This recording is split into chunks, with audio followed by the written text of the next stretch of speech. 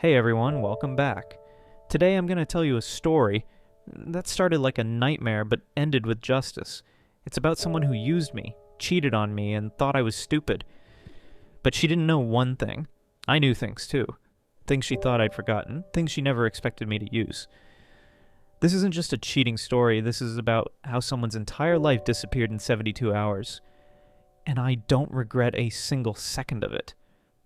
If you stick around till the end, you'll understand exactly why. Let's get into it. She thought she had won. A green card. A new life. A man who believed every word she said. But 14 days after I found out the truth, she was arrested by federal agents. Deported. Banned from ever returning. Not for cheating, not for lying, for something far worse. Something she never thought I knew about. This is the story of how a conversation over a bottle of wine became the end of someone's American dream. And why I don't regret a single thing. I was 30 when I met her, working seasonal jobs in national parks. The kind of life where you live in employee housing, wake up to mountain views, and meet people from all over the world. She was 22, from Romania, working as a housekeeper on a temporary work visa, dark eyes, quiet smile. She had this way of listening that made you feel like you were the only person in the room. We met during orientation. I helped her carry boxes to her dorm. She barely spoke English, but she laughed at my terrible attempt to say hello in Romanian. Within a month, we were inseparable. I know what you're thinking. Too fast, too soon. But when you live and work in isolated places like that, relationships form differently. You're not distracted by normal life, you're just present. She told me about her life back home, about growing up in a small town where jobs were scarce and corruption was everywhere, about how her mother worked 2 jobs just to keep the lights on, about how coming to America felt like winning the lottery. I didn't see red flags. I saw someone trying to build a better life, and I wanted to help her do that. When her visa ended, we didn't want it to be over. So we figured out a system. During my off-season, I'd fly to Romania, stay for 2, sometimes 3 months. I met her family, her friends. I learned to cook sarmale with her grandmother. I celebrated the Orthodox Christmas in a village where the snow came up to your knees.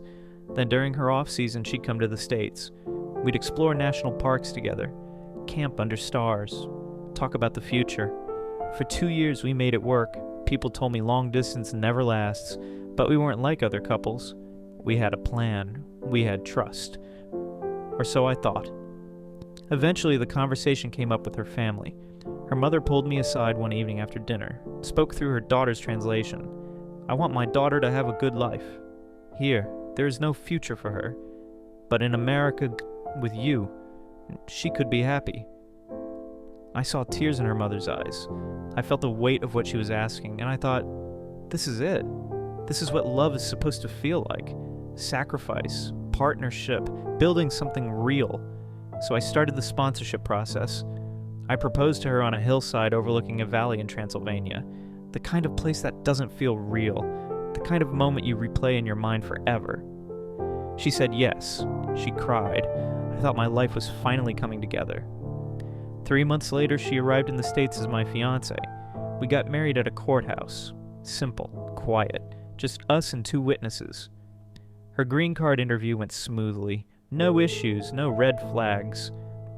Within a month, she was a permanent resident. I remember the day she got her card in the mail. She held it like it was made of glass, smiled at me with tears in her eyes. "Thank you," she whispered. "You gave me a future." I believed her. It was a Tuesday. I was at work when I got the message. A name I recognized. Her best friend from back home. Someone I'd met during my trips to Romania. The message was short. "I need to tell you something. You're a good man, and you don't deserve this." My stomach dropped. I called her immediately. She didn't pick up. Then the screenshots started coming through, one after another. Messages between my wife and her friends, all in Romanian, all time-stamped over the past year. Her friend had translated them for me. The first one was from 6 months before we got married. "He's so easy to manipulate. He'll do anything I ask." Another from the 2 months before the wedding. "I'm just playing the role. Once I get the green card, I'm done." Then the photos. Her. With men I didn't recognize. In hotels and cars. In places I knew she'd told me she was visiting family. 8 different men, some of them multiple times. The messages bragged about it, laughed about it. One message stood out. He actually thinks I love him. Americans are so stupid. I sat in my truck in the parking lot and read every single screenshot. I didn't cry, I didn't yell.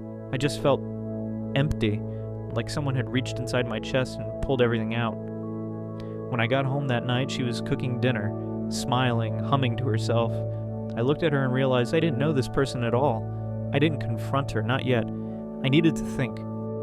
That night I couldn't sleep.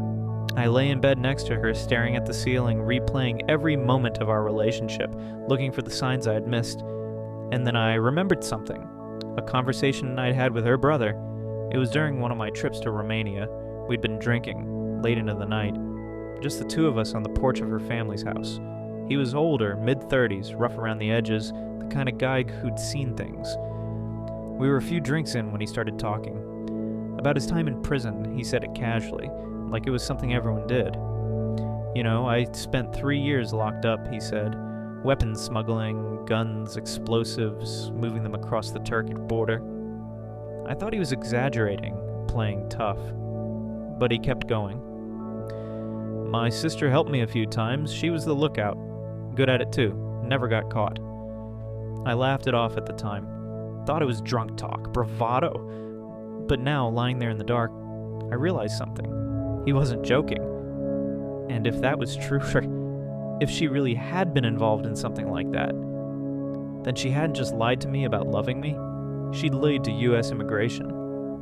On her green card application, there's a section that asks if you've ever been involved in terrorist activity, weapons smuggling, or any activity that threatens U.S. national security. She checked no. But if her brother was telling the truth, she committed immigration fraud, federal immigration fraud. I didn't make the decision lightly. I spent 2 weeks thinking about it.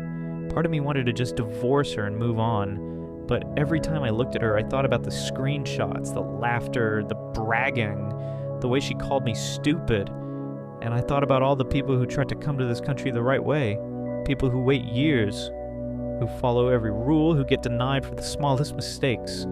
She didn't respect that. She didn't respect me. So I called a lawyer, then I contacted ICE, then Homeland Security.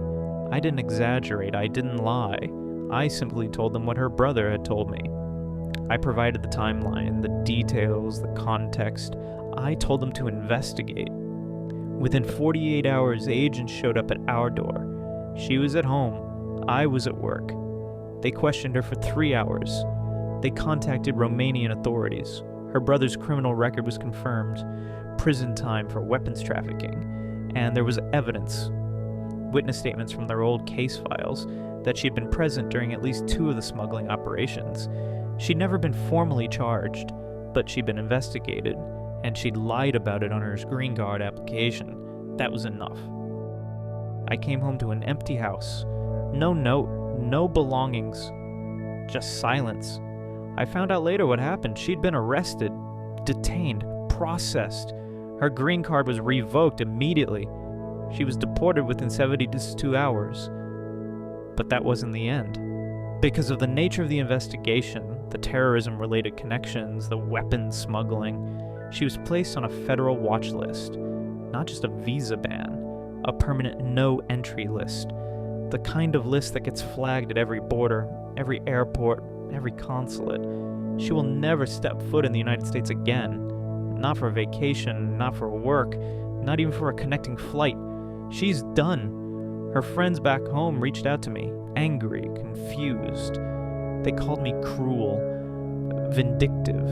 One of them said I ruined her life over cheating. But they didn't understand. It wasn't about the cheating, it was about the lie, the fraud, the disrespect for a system that millions of people rely on. She wanted to use me as a shortcut. She thought I'd never find out. And when I did, she thought that there'd be no consequences. She was wrong. People ask me if I regret it, if I feel guilty.